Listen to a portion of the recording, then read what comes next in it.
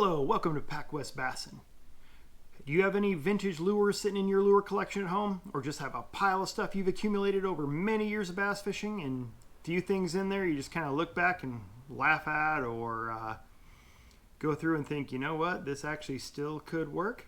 You are watching my educational and informational channel about bass fishing and all topics related to bass fishing. Click that subscribe button and bell icon to get notifications when I upload a new video. Some of my vintage lures are made before some of you were even born. Some of you probably used these baits in your 30s or more.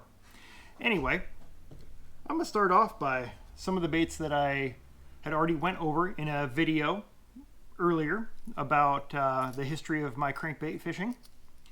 The Rick Clunn RC1 kind of had the first real flat bill design on there, the square bill.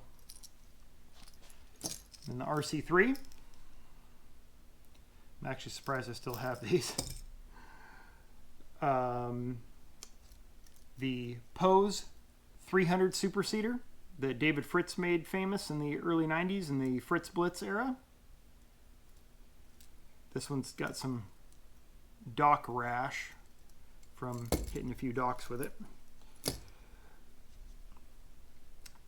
And everyone remembers the ads for this bait when it came out, and it was in every episode of Bassmaster Magazine, and anytime you watched TNN Outdoors, they had some kind of a advertisement for the Rapala Minnow Spoon. I never caught a thing with this. I tried fishing it quite often, but needless to say, it was more of a gimmick to me, personally. I mean, if some of you caught fish with them, use them, let me know how. I'd still give this thing a try if I knew how to use it correctly. Anyway, there's that one.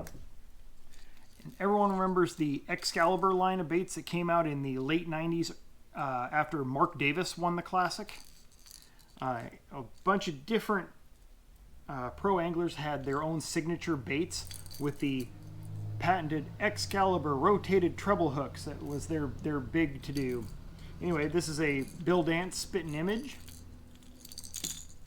I still have the Jimmy Houston Super Spook. This still catches fish. Now, getting into swim baits. This isn't really an old school bait, but more of a nostalgia bait, being as it's discontinued. The True Tungsten Gill. It had the removable headpiece. You just popped the pin out and it had ball bearings that lined the center section. You could change the ball bearings depending on how much sink you wanted in the bait. Still works. Now, swim baits and the history of swim baits for me went back to the late 90s. There was a guy out of Lancaster, California named Alan Cole. He used to make wooden baits out of his garage that were known as the AC plugs. Everyone knows what an AC plug is now. But back then, it was just a new thing that he came out with to fish stripers and bass in his local lakes down there. Castaitas, lakes down there like that. Anyway, he was in an article in Bassmaster Magazine about these baits, large baits for large fish, I think it was called, something like that. I actually don't have the copy of that magazine anymore. But in it, he put his contact information to contact him if you had questions about it. So I wrote him a letter back when I was a sophomore in high school. I wrote him. And he actually wrote me back, which was phenomenal. And with the letter he sent me two baits. One of them is this one. This is about a 7.5 inch AC plug that he handcrafted himself and autographed the bottom side. You can see right there where he had autographed it. Now the second bait has a lot more story to it. The second bait is over 12 inches long, rainbow trout colored, handmade, autographed on the bottom. This bait has a bunch of rash on it. This bait's been used. And I was kind of confused at first that he'd sent me like a trash bait that didn't work for him, so he threw it my way, but that was not the case at all. He also included, with his letter he sent me, a picture of a 17-pound bass that he caught with this bait. Not just a bait like this or colored like this, but this exact bait caught a 17-pound fish.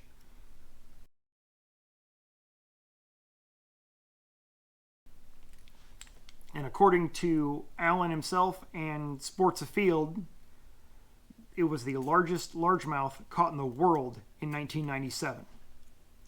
So this bait caught the largest bass caught in the world in 97. Pretty cool. Autographed by the guy that made it and did it.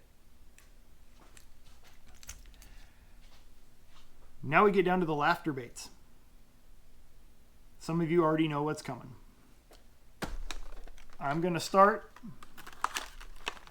with the Banjo Minnow. Banjo Minnow made its debut on TNN as an infomercial. And I still have one of the original sets. Don't have the cardboard that came with it, but it still has the hooks, the rubber bands, and the little springs that you screw into the baits to use them. But, I mean, they can catch fish. I've just never even opened the package. Next up, a topic that came up on a local Facebook page the other day, which actually gave me the idea of doing this video. The Roland Martin helicopter lure. I never caught a fish on this bait. I bought the entire set off of the infomercial that Roland Martin did during the Bassmasters Classic. And I regret it. Mike Iaconelli on Ike Live even grilled Roland Martin over this bait. It became a point of laughter. But I had the full set. Got them in chartreuse. The red color, which Roland called crawdad, but doesn't really look like a crawdad. And then I had the white ones that were a pearl. As you can see, over 25 years, they don't really look like pearl anymore. It's more of like a cream off-white. Anyway, some of them I still have some of the weighted nails that came with them. I don't have the instructional video that came with it, but that'd be a good laughing point to view again. I'm sure I can find it somewhere on YouTube. Second to last bait, the flying lure. These are actually a generation before mine, but I have 2 packs of the original flying lures. These were a lure specifically designed to, when you casted it at a dock, it had a rear-weighted hook that made the bait flutter and swim away from you under the dock, putting it right in front of the fish's face. They do kind of flutter and go away, but they also circle and just go to the ground. But as you can see in this pack, there's some pink ones, some brown with black flake, and some smaller ones, probably more like a crappie thing. And in this box is like a chartreuse pepper, some black and silver, some black and red, some pumpkin seed. But anyway, 2 different complete sets of flying lures. Maybe I'll do a video someday about taking these vintage baits out and actually catching fish on them. We'll see. The last bait I'm going to get into is one that's known especially in Whatcom County and Northwest Washington. It was called a sleech.